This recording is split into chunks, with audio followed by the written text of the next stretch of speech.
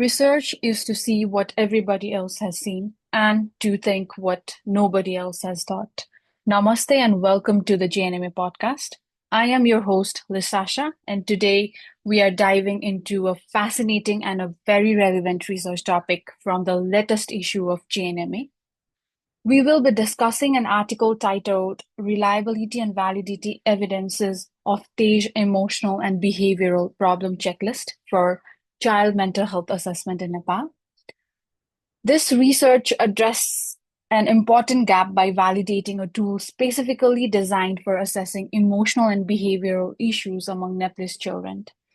And today we are fortunate to have with us the first author of this insightful article, Dr. Suraj Shakya. Dr. Suraj is an assistant professor and a clinical psychologist in Department of Psychiatry and Mental Health at Maharajganj Medical Campus and has been involved in the validation of multiple mental health assessment tools, contributing greatly to mental health research in Nepal. Welcome, Dr. Suraj, and thank you for joining with us today. Thank you for giving me this opportunity to talk about something which our team has been doing. Thank you, Sasaji. So, coming to your research topic, child mental health is a growing concern globally, but there are very few cultural specific tools available, especially in Nepal. Could you share with us why TAGE-CL is particularly relevant for Nepal and how you hope it will impact mental health assessment for children here? Regarding the assessment of child and adolescent, we have been using clinical interviews, definitely in our clinical setting, but for mm, assisting this clinical interviews and by people who are, let's say, in school or in community, or even assisting clinicians, we don't have tools which we can really rely in a way that okay that has been really adapted well for Nepal or that is friendly to our setting. Mhm. So I think this tool is a unique in a way that we developed it in Nepalese context, and rather than trying to adapt um, international tool, we are doing it from our side. So it's more uh, mm, our contribution in the field. So the first logistic implication is that it won't be expensive for the other researchers and clinicians. So we don't have to pay in dollars as we used to do. And the other thing is, we used to always talk about, do we have Nepali norms or not? Do we have our setting in mind or not while adapting? So since it has been developed in our setting, I think that's not the problem. Yeah, so this is Yeah, basically main contribution. yeah, that makes a lot of sense. So within the same context, validating tools like this one is so important, yet often overlooked. We often think of tool validation as simply translating from English to Nepali or Nepali to English or calculating Cronbach alpha, but as we know, there's so much more to it. So could you explain why thorough validation is crucial for tools like this, especially in context of mental health? Yeah, generally we think translation is enough, and even in translation there are so many flaws because the language, all the languages have their own characteristics, and they do carry the culture of the language they are spoken Mm, over there. So, especially in the tools in context of mental health, uh, simple translation is not enough. We need to see about the linguistic aspect or the essence. Does it carry, or even does it carry other semantic issues or not? So, translation is itself a very rigorous process. It takes mhm, days and months and many experts together. And not only that, even with the construct you're trying to measure, uh, mm, so the construct might be measured in a very different way. For example, let's say symptoms of depression. The We assume that okay, the depression might be okay, the construct of depression might be similar across all people around the world, but manifestation of depression might be very different, and even construct might be different. So we have to go into the real nature of depression in the field. So it might include qualitative ways to measure it, or even it might be about other sophisticated psychometric analysis, like going through factors. Does the factor they come in a same way or a different way? There's so many things to look after while talking about adapting tools in different settings. Mm-hmm. Yeah, Yeah, so that's really important and insightful. It's crucial to understand the implication of using non-validated tools, especially how they can skew results and ultimately affect the overall outcome, right? yeah, yeah, definitely. That's very true. Yeah, so speaking of challenges, I'm curious about the feasibility aspect of your research. Like, what hurdles did you encounter along the way while conducting this research? Mhm. Yeah, so it was part of my PhD project. So, and it was self-funded under Trinity University. The first challenge was about the funding itself, because you had to hire enumerators, you had to hire experts, and you need to have so much of travel things and so on. So these were all the hurdles. So, but for enumerators, we had very passionate volunteers who were ready to be part of the project because they thought, okay, this would be very important part of their career, as well as it will contribute something to the country. So we didn't have that Mhm, much problem in enumeration. Our volunteers in psychology, even in mental health, like our residents, they did the work very well. And regarding during the design phase, we our intention was to utilize qualitative design to understand how children and parents conceptualize their mental health problems. But this was our limitation because we couldn't go much, partly because we couldn't search the experts because of the funding also, and because of the availability of the qualitative researchers around our fraternity. There are, but still there were problems. And we incorporated only few qualitative elements, like, okay, they were limited to item generation and theme creation based on the items. For example, we had qualitative items like uh, we uh, we had chief complaints of the parents who came to the clinic. Okay, my child has this problem. We would collect that and we would convert that to themes, and we would mhm, utilize that to make item pool for our instrument. So that was, we had to just limit into that.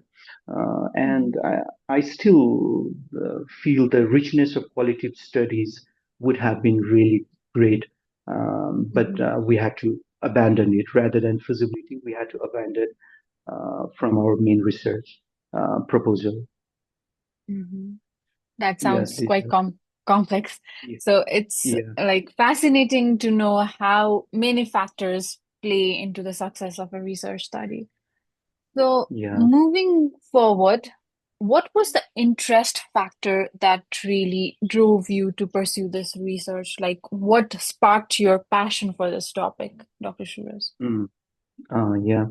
So maybe back in 2013 or 14, maybe for a few years, my large part of my work was assessment.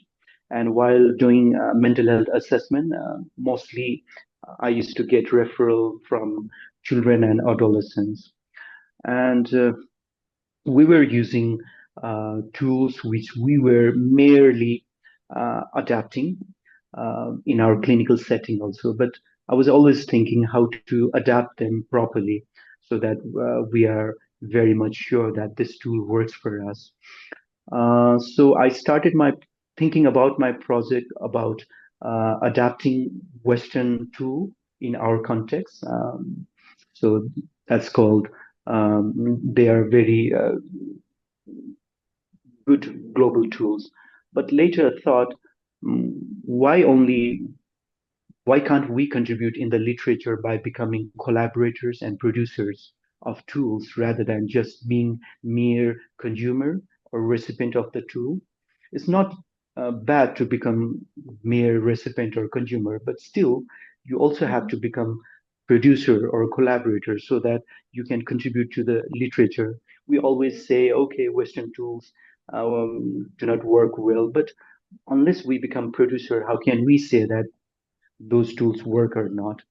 So I think choosing this project was the passion to become collaborator and producer.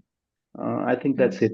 And another thing is it would contribute in psychometrics and especially child mental health assessment.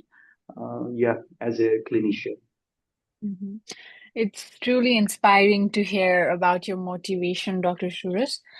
Now, since Tej Seal is the first tool specifically designed to assess childhood emotional and problems of children in Nepal, I would love to dive into the novelty aspect of the study. Like, what steps did you take to ensure this tool wasn't just another assessment checklist, but something truly unique and impactful for mental health landscape?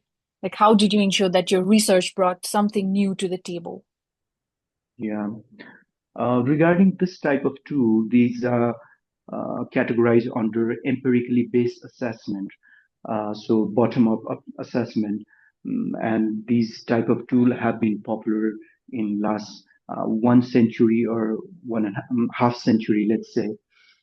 It is Mhm, not new to the world, but to our world, maybe South Asian context and especially in Nepalese context, it was new because we haven't been able to develop tools based on our context.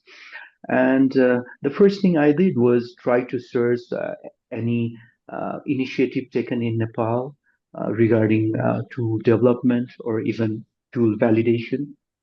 mhm, Uh, then couldn't find much.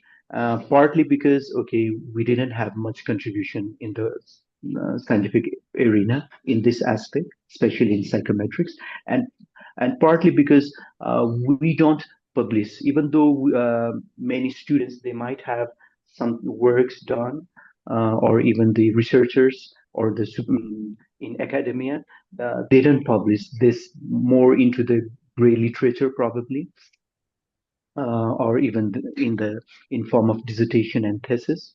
So it was very difficult. So my first talks was really working on trying to explore these things. And regarding the context in global scenarios, especially in psychometrics, it was really nice to follow same researcher doing trying to develop certain tool. For example, tool like CBCL, which is very popular in global context, or even Connors scale. I followed these researchers since they began their career, maybe in 50s, 60s, and then after in 50 years, how did they refine their tool in their subsequent revision?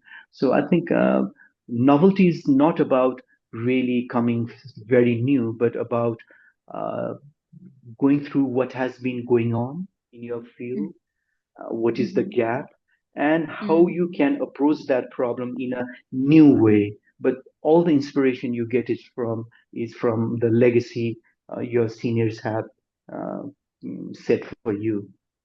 I think mhm. that's Yeah. what I had to say.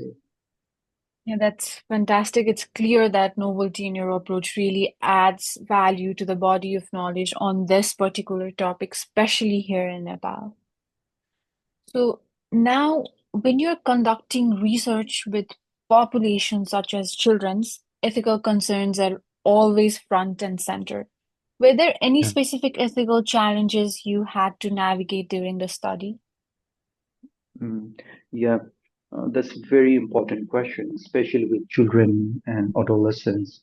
Um, so, to make tasks easier, we started our project, or even this publication was about the parent reporting. So, rather than with the children and adolescents directly, we chose the parents and adult guardians as our participants. So it was not that problem in that sense.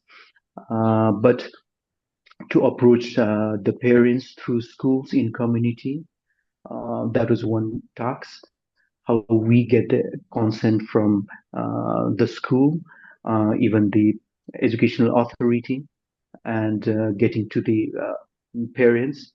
And even in clinical setting, I think definitely it was not even difficult because we had clear guideline from NHRC and IRC. Mhm. But one hurdle was since in clinical setting we had two centers, clinical centers, Kanti and TU Teaching Hospital. And back in 2014 and 15, when we conceptualized this proposal, uh, mm, we were not much educated in what happens, okay, when we had multiple centers, or these ethical issues were not so openly discussed back then, 10 years back, like now we do. And we had very limited information. Some would suggest this and some would suggest that. And probably we didn't have the chance to go into the websites to download the guidelines that time. So we had lots of confusion whether to get Mhm. individual consent from there and there. And other thing was in TUTS, since I was employee over there, I didn't have to pay for it. But in other medical institute, I had to pay for it. So having to pay for multiple IRC bodies for same research and especially for self-funded research like this, yeah, it was a bit tedious. Yeah, these are some logistic hurdles. Okay. Mhm. Yeah, so thank you, Dr. Shurus, for sharing this valuable insights. Your dedication to improving child and adolescent mental health assessment in Nepal is commendable, and it's exciting to think about the impact of this tool on our future generation. Yeah. Thank you. And it was actually research is all teamwork. And I think without our team, my supervisor, Professor Stapit, Professor Mita Rana, even my inspiration, uh, Dr. Arun Rajkor, who has been pioneer in child and adolescent psychiatry, and our uh, senior associate professor Sital Bandari. I think uh, the team, they always were there to inspire. And besides that, there are other teams members who always keep you alive in the research project. I think motivation is something which is very necessary, especially in such academic research projects, I think. Yeah. So yeah, thank you, Dr. Shurus and the team. As we wrap up today's episode, if you're interested in learning more about this study, be sure to check out the latest issue of JNMA. Thank you for tuning in to this episode. Until next time, take care of yourself and each other, and remember our mental health is just as important as our physical health. Thank you. Bye bye.